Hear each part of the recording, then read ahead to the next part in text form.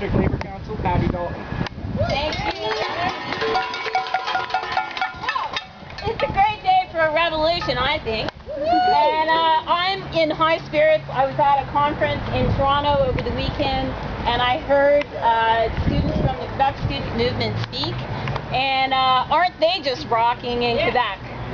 I'm so proud to speak to you today in support of those students, and I'm grateful and proud to stand with Occupy London, and thank you for organizing this rally today. Woo!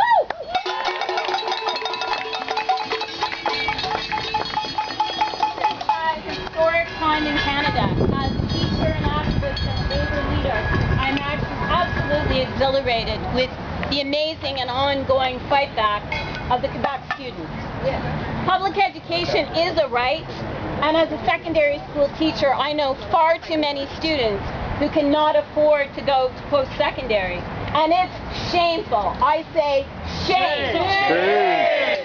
It's a barrier to these students being able to achieve everything that they can be. And as you know, high tuition fees, and it's shameful that we have the highest tuition fees in Ontario in the country. Those are a means of ensuring social and economic inequality. And I say shame. Shame. We know that shockingly high tuition fees all across this country are unfair. We had a student speaker at our Toronto rally in April, and she talked about the effects of having to work long, exhausting hours and the difficulties students have studying and working all of these part-time jobs. The Quebec students know what's going on. They're standing up for all students. They're standing up for all youth. We know also that the commodification of education and the attempts to undermine public education and the push to privatization are rampant, not just across Canada, but across the world. The Quebec students are refusing to allow that in their schools and their education system, and they are fighting what is so intrinsic to the austerity agenda, which is the neoliberal assault on the very grounds of knowledge and control over what teachers get to teach and students get to learn.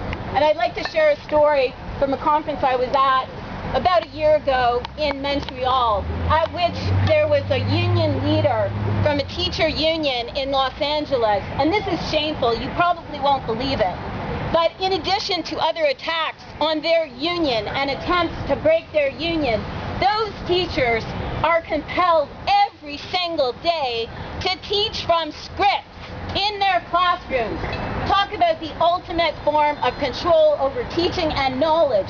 Believe it. She spoke to it. I had a hard time believing it.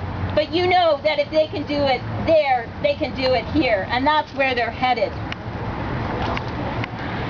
We know that attacks on public education in the States and here go hand in hand with attacks on unions, labor rights, migrant rights, environmental rights.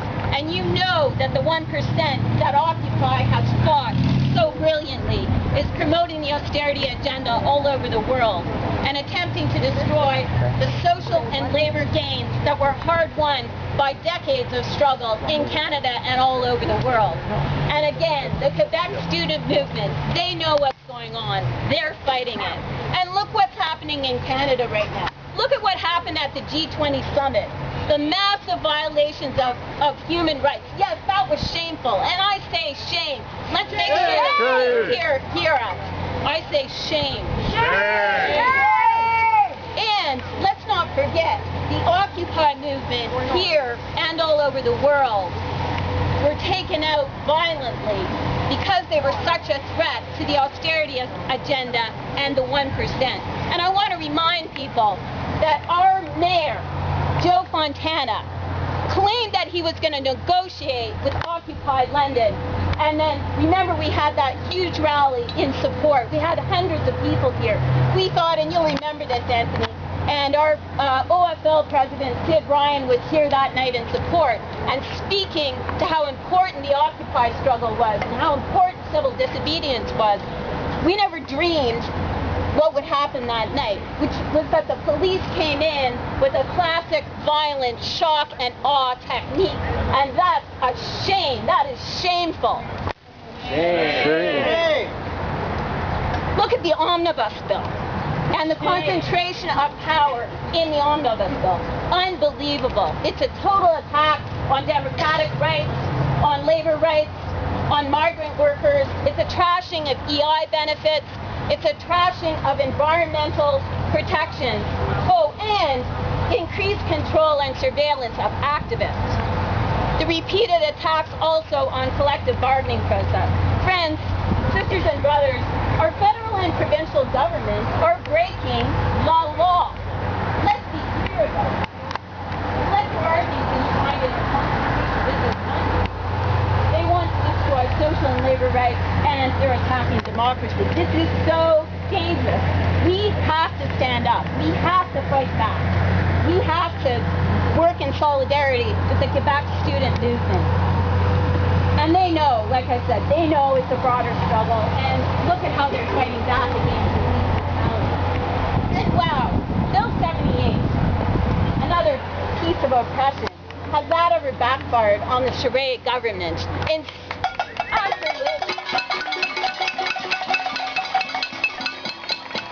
Instead of being a deterrent to the Quebec students, their numbers have swelled and grown and grown.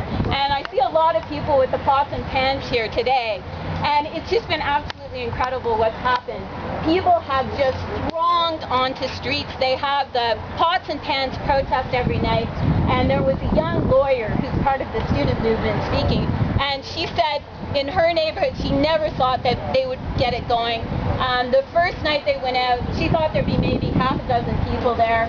More and more people came, and suddenly there were like 200 people in her quiet little neighborhood, all beating their pots and pans. So if you've got pots and pans right now, could you beat them real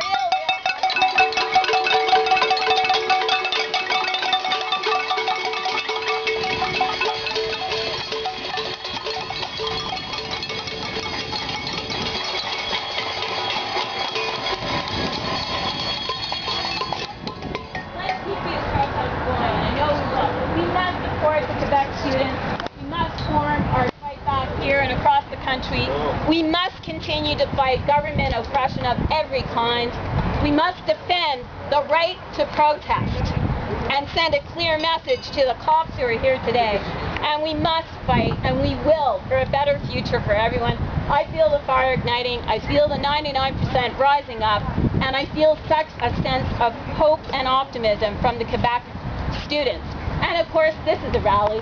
So naturally, we've got to do some rally chants. And I do have to go, but I assure you, I'm going to a political action committee meeting, and we will be discussing how to build this movement here in London and across Ontario. Thank you. Thank you.